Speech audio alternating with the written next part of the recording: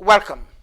We're now in part 5 of this special report, and now we are asking how the events in Kuje today will affect cases pending in court. And what about the rights of the inmates that escaped, who have been recaptured and brought back? Will they be punished for escaping? Of course, if you escape prison and you are caught, it is actually an additional offense. And it is going to worsen the conditions of your detention, because when caught, you'll be specially punished, isolated, because you had proven that the conditions of your prior detention was too lenient that made it possible for you to escape. So these 300 inmates that were recaptured, would they be subjected to special punishment for attempting to escape? They shouldn't be. You know why? Because the breach of the prison was not caused by them. It was not an inmate riot that led to it. It was a planned, coordinated, external attack on the prison by an armed group. Unless an inmate can be identified to have aided the attackers, you must see the inmates as victims of the attack. So when they breach the prison and you find, imagine yourself, you're an inmate, law-abiding citizen, awaiting your trial in prison, and the prison you are in is attacked, and the prison you are in is taken over by a bandit or Boko Haram, and they were able to maintain control for 6 hours. Escaping may be considered your way of staying alive, because nobody would have known what the bandits intended to do. They might have taken some inmates as hostages. Of course they could have, because there are high-profile inmates there. There are still ex-governors there, ex-House of Representatives there. Deputy Commissioner Bakari is still there. So nobody would have known what the attackers intended. So if you were in prison and the prison is attacked by terrorists, are you going to stay in the prison and the terrorists will kill you or take you hostage? If you have the option of escaping from that prison for your life, you may very well do so. So those inmates, the opportunistic inmates, those inmates who suddenly found their prison taken over by combatants, by armed men, if they escaped because they thought that was necessary to keep them alive or to avoid being taken hostage, then you cannot treat them as escapees. They are people forced to escape, forced to run. In fact, those people can actually blame the government. The government kept them in prison and guaranteed them that they'll be all right in prison, only for the same government to fail to protect the prison and thereby expose them to death. This is one point to bear in mind. So, as the government is planning, or whatever, whenever it decides to vent its anger, or whenever it decides to express its frustration for the humiliation it has suffered in the hands of government, let them not take it out on the poor inmates who were forced to escape. Some of them must have been pushed to flee. And now let's talk about how this affects the courts. From the pictures we saw, the invaders burnt down every vehicle in the prison yard. All the prison vehicles were burnt down. What's the significance?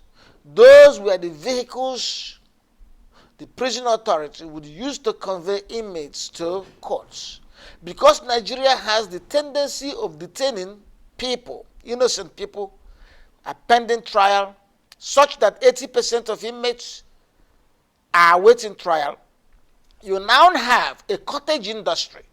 The logistics arm of the prison had become so robust that you see so many vehicles shuttling from prison to courts, delivering inmates and picking them up back to prison. If Nigerian government had been sensible, grant bail to all those deserving bail, they would have reduced prison population significantly.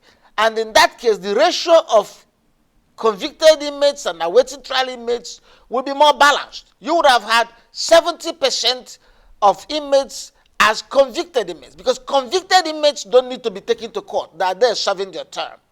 The people you have to take to court are those awaiting trial. So each time the judges unfortunately deny people bail, abusively deny people bail, those people are forced to be in prison, and the prison authority provides vehicle to convey them. So it has become a racketeering. A cottage industry has built up on logistics. The department of the prison that is in charge of conveying inmates to courts is robust and big. Whereas, if those inmates were rightly granted bail, they will be attending court from their houses. That will reduce the size of this transportation arm of the prison. So, with these vehicles all burnt down, Kuje prison will not have vehicles to convey inmates to prison. So if you are supposed to go to court, convey inmates from prison to court. So if you're an inmate in Kuje awaiting to go to court for your hearing today or in the near future, forget it. There are no vehicles to take you there. But that's not just that. A more serious problem is the record office. The record office of the prison was burnt down, and the Nigerian prison keeps manual record.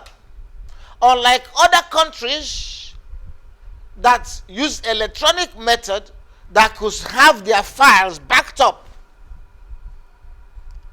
Nigerian prisons, Kuje prison, does not have such. They deliberately create manual record controlled in particular location, the prison itself. So if you burn that record office, you burn everything up. What a mountain of confusion you can expect to flow from that.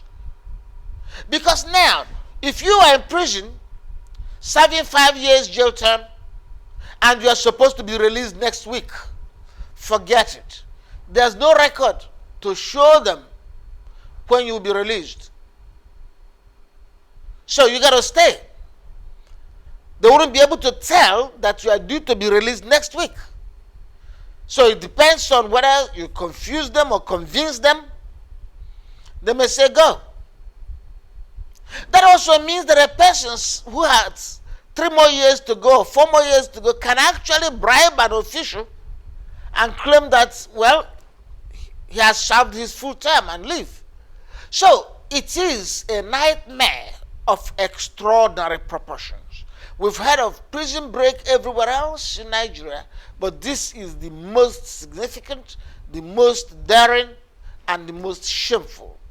It's going to take a long time before Nigerian prison authority will be able to straighten out their records. If they have to go to individual courts to try to find from court files when each inmate was convicted and get paper to say he was convicted on so date for so length of time and has been in prison since then, they can start then to recreate or reconstruct their record.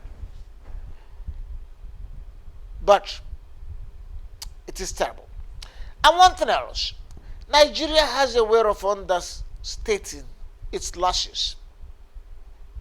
When Nigerian government loses in the field of security, it plays it down. If soldiers die in combat, they play it down. We don't know why. And we see that in respect of what happened in Kuje, the government has not been forthright. It will never be forthright. The truth may never be known. The survivors do not know. Each person can only tell you his own experience in his immediate surrounding. It is now for us who will use intelligence and forensic investigation to try to piece together, inch by inch, what could have transpired. Thank you, ladies and gentlemen, for listening to this series. We shall continue to monitor events in Kuje, not just in Kuje, but other parts of Nigeria. And this is where Ekulo is special. We monitor developments. We keep you posted. Thank you, and God bless.